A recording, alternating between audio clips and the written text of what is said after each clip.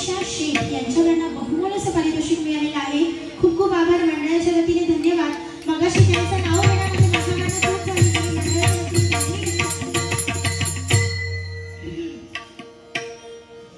मुंबईत रभा खैर होतास तुम्ही सगळे खैर होतास मुंबई भांडू भांडू काही या मुंबई म्हणून आम्ही गजल घेत आहोत मुंबई आणि तुमच्यावरती. त्याच्यात मुंबईची तुमची आणि तुमच्या गावाची सांगड खै बसता काय मका सांगा आणि बारी झाली की मका सांगो घेवा. पण गजल चालू असताना बक्षिसा देवा नंतर देऊन फायदो नाही म्हणून म्हणतो मुंबईत रभा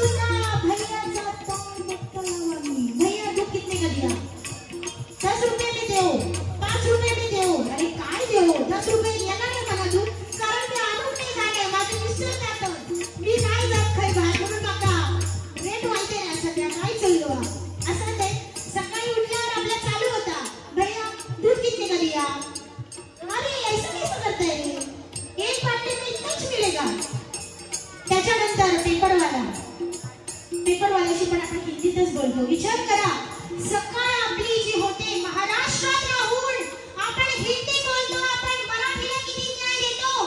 जर मराठीला न्याय दिला नाही तर मालवणीला कुठे न्याय देणार. पण मला अभिमान आहे भांडपातच माझा मालवणी बोलण्याचा. खराब जावा काय रे स्टेशनला येतच काय रे टिंबीपडे जाऊचा येतच काय रे नर्मदा सागरात जाऊचा कोकण नगरात जाऊचा येतच काय रे. आणि याचा मग अभिमान भांडू म्हणतो प्रत्येक माणूस मालवणी बोलता. पण भांडूकरांना माझी एक विनंती पण अशी असा की भांडूकरांना तुम्ही घराबाहेर पडा आणि तुमचं व्यवसाय चालू करा. धंदो नाही बोलूचंय. मराठी माणसाची हीच भाषा चुकता. व्यवसाय चांगला शब्द आहे पण तो धंदो कुठून घालताना वाट लावता सगळ्याची. आपण मराठी माणसाने घराबाहेर जाऊन पेपर का असेना दूध का असेना चहा विकायचं काम का असेना पण ते मराठी माणसानेच केलं पाहिजे हे जाणून घेणारा कडवं सादर करते.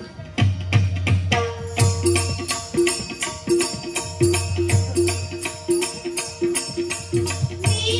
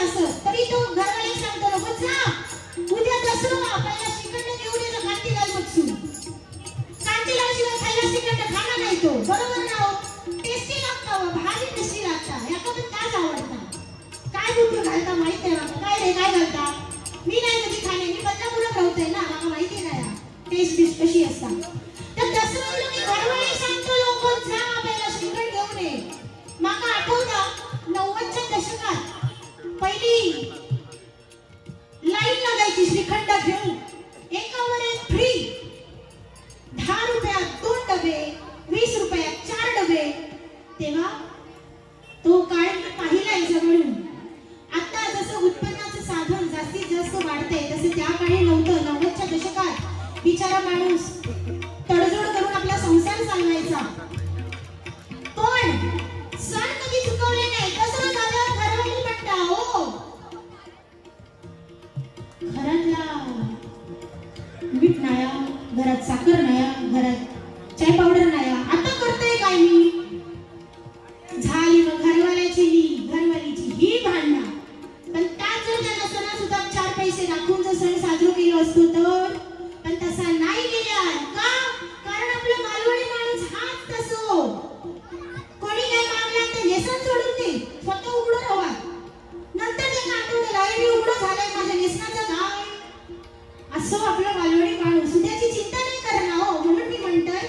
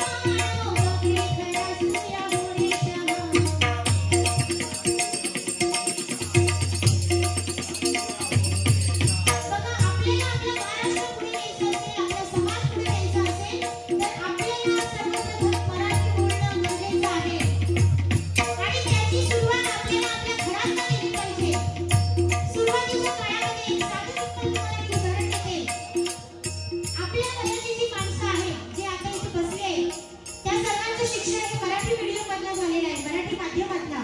पण आताच्या मुलांना तुम्ही विचारलास ना, आता सफरचंद घेऊन बाळा हे काय आहे, ते कळतं का नाही, काय म्हणतात बाळा हे काय आहे, ऍपल. अरे त्याला सफरचंद शिकवा. आपली मराठी भाषा इतकी उत्तम आहे, त्याला का ऍपल म्हणावं लागतं, का तर सफरचंद नाही बोलू शकत. आपण आपली संस्कृती, आपलं मराठीपण हे आपल्या घरापासून सुधारवलं पाहिजे, तर कुठेतरी ते जाऊन नंतर मोठं होईल. म्हणून आम्ही म्हणतोय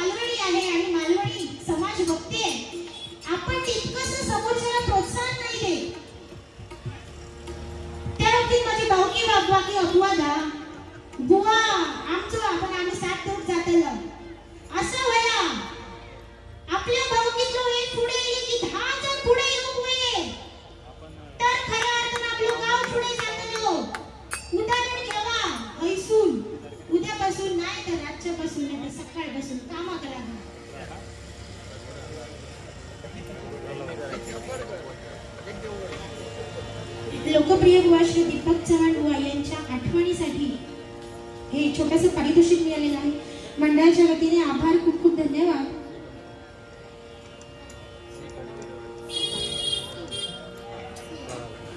सी कंपनी यांच्याकडनं 500 रुपयाचं पारितोषिक मिळालेलं आहे.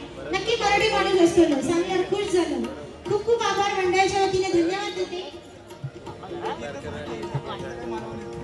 कोकण काशी कुणकेश्वर गावचे सुपुत्र आतिश चव्हाण सागर मालक यांच्याकडून 100 रुपयाचं पारितोषिक मिळालेलं आहे. मंडळाच्या वतीने आभार मानते, खूप खूप धन्यवाद. एक नंबर आंब्याचा बिझनेस चालू करा असो. आमचे पाळेकर पण करतात ना चांगले. त्यांचा आंबा फेब्रुवारी पासून येईल मार्केटात. मालवणी माणसाला पुढे जाऊ कोया काळजी का असे ना, आंबो काय असे ना, आपले आगळा कोकमा विकोप बाहेर काढा. 10 रुपये तर 10 रुपये, 25 रुपये तर 25 रुपये, पण थेंबे थेंबे तळेसाचे. आज काहीतरी तुम्ही छोटासा व्यवसाय चालू केलास तर उद्या तुम्ही मोठे बिझनेसमॅन होतालास. असो तोरसकर आंबा सर्व्हिसेस यांच्याकडनं 100 रुपयाचं पारितोषिक मिळालेलं आहे. मंडळाच्या वतीने आभार, खूप खूप धन्यवाद.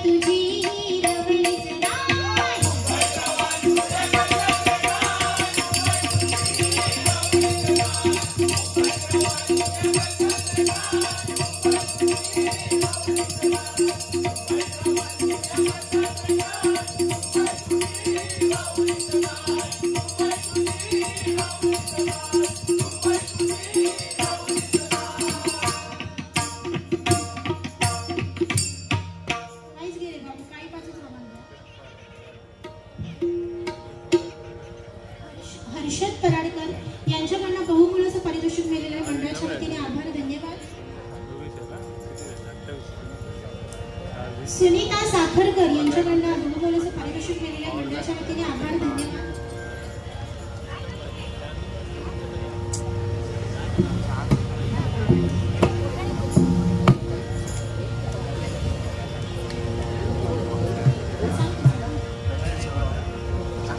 मगाशी मी जसं सांगलंय की भजनाचं तेवढंच अनुभव नसल्यामुळे थोडीशी गायकी जमतं पण बतावणी जमणार नाही. योग असो लहानपणापासूनच आपले भजनात भाऊ माझे तो आपलं मला काही सांगत असतात, हा म्हण हो ता म्हण, अरे पण काका गोळा गोळा तू काय म्हणतोस का, उगाच काय सांगू लोकांकडे पैसे काढू की काय, असं ते बुवांचा एक गाजलेला मालवणी गजर आहे तो घेते.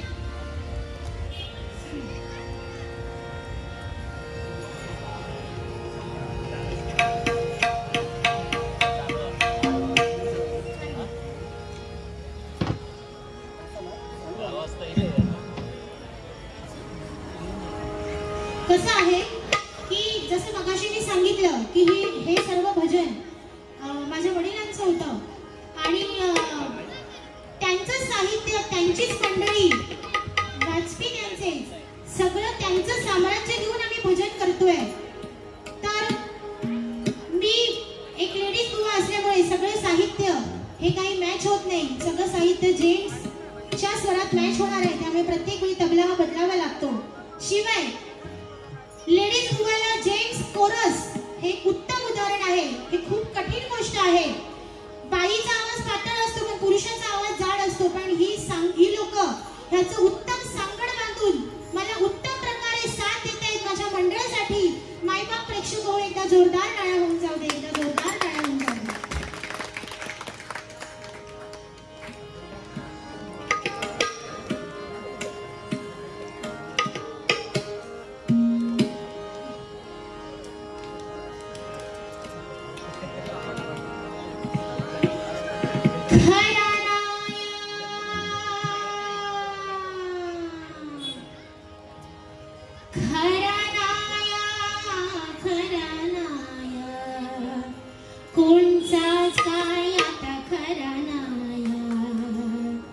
दिवसांदिवस सगळ्या बदलत चालला हा,